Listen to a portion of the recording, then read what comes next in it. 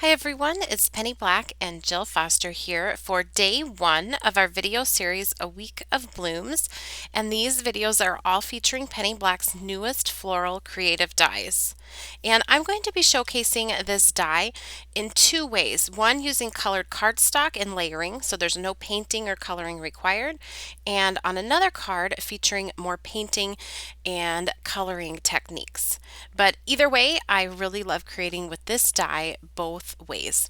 So the die that we are featuring in today's video is this new one. This is 51-740 Recollection, and this is a really gorgeous layering die, meaning all of the pieces that you see here can cut and then be assembled in layers to create dimension and the look of shading.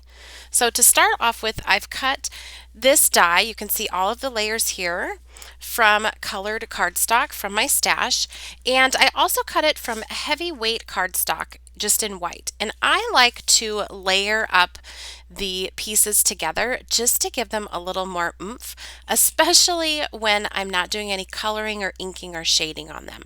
Now this is totally optional, but it's really fast and easy to do, and I really like the way that it looks. So I've got my colored cardstock piece, and then I'm just layering it on top of a heavyweight white cardstock.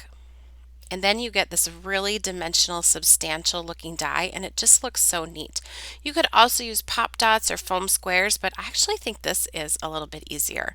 And then all I'm going to do is layer up these pieces together, and you will see this beautiful flower coming together. And you can always look at your packaging or the video here. You can pause it when you layer up your pieces. Once you've done it once, it's quite easy to get them lined up, and there really isn't a wrong way to do it. It's going to look pretty no matter how you do it. And then I'm going to add the stem to my flower. And easy as that, you have this dimensional piece that looks shaded. Now I'm going to stamp my sentiment using VersaMark ink and then heat emboss it. It's from our Thoughts and Prayers set, and I did that off camera. And here I'm just going to take my ink blending tool with a foam pad, and I'm using Memento ink, and I'm just going to lightly ink that background, and you can see there that sentiment starts to pop.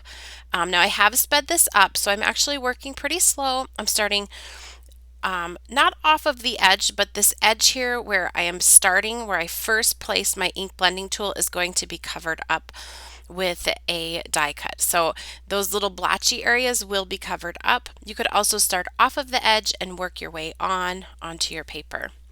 Now, I love this die cut. This is 51-729 textural.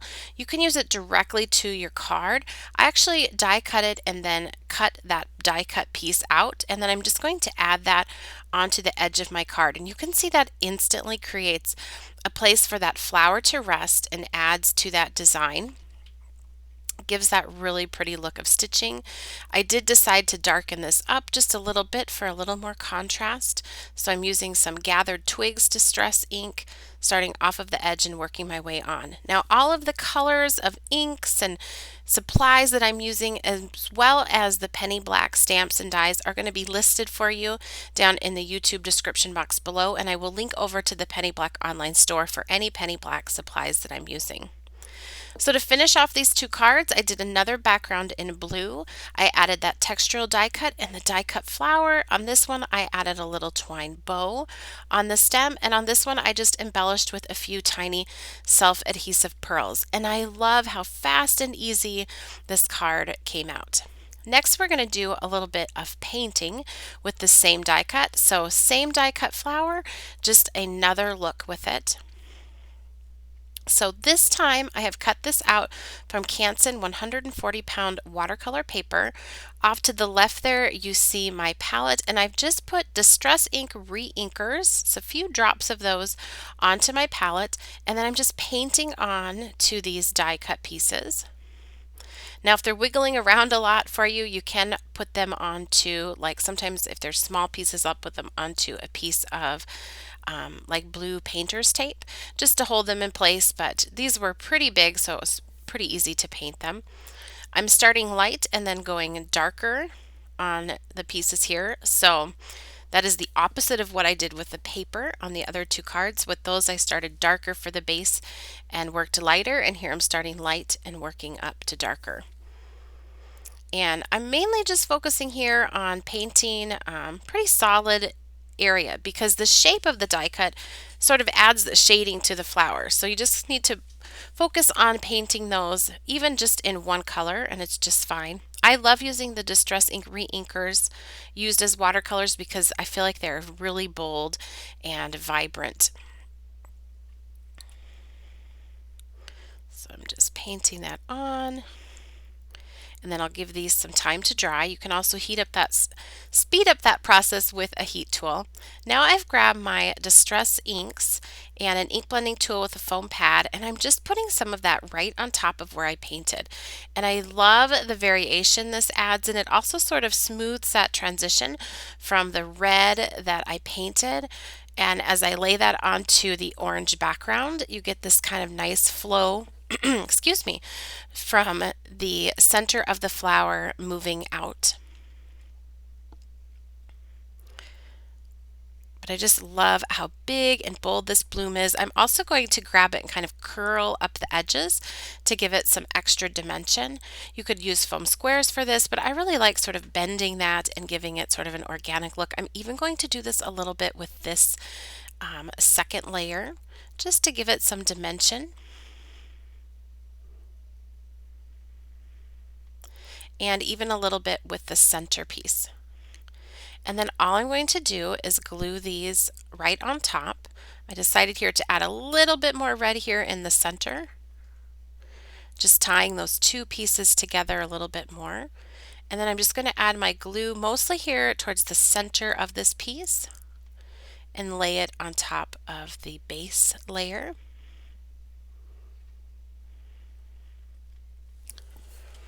And then add the very center to the flower.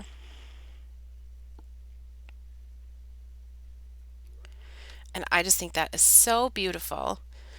A very different look than with the colored cardstock, and I like both looks equally as well. For me, when I'm creating with just the colored cardstock, I feel like that kind of allows my brain to just play with paper and focus on the assembly. That type of creating for me is easy to stop and start or work with short bursts of time or energy. And then with the painting, I really feel like I can slow down and enjoy the painting process. So to finish off this card, I have die cut Canson 140-pound watercolor paper using our die set 51-706 semicircle stackers. I really love this die set.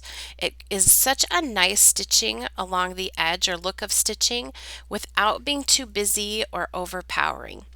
Now here I'm just picking up some blue Distress Ink Reinker used as a watercolor. I'm just kind of swiping that across the background and adding water to lighten and sort of move that. I'm not going for a perfect look because I painted the flower. I wanted that background to have like a painterly look as well.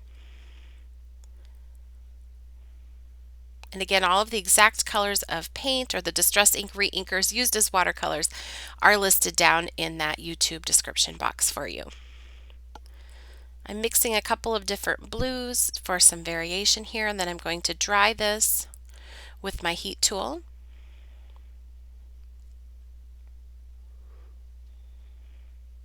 And I keep putting the flower on there just for positioning to make sure I have as much blue as I wanted. Now here I'm just picking up a little bit of that blue paint and splattering it onto the background.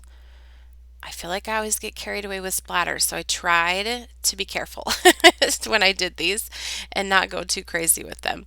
And then I will dry that before moving on to the next step of adding a little bit of inking to the background.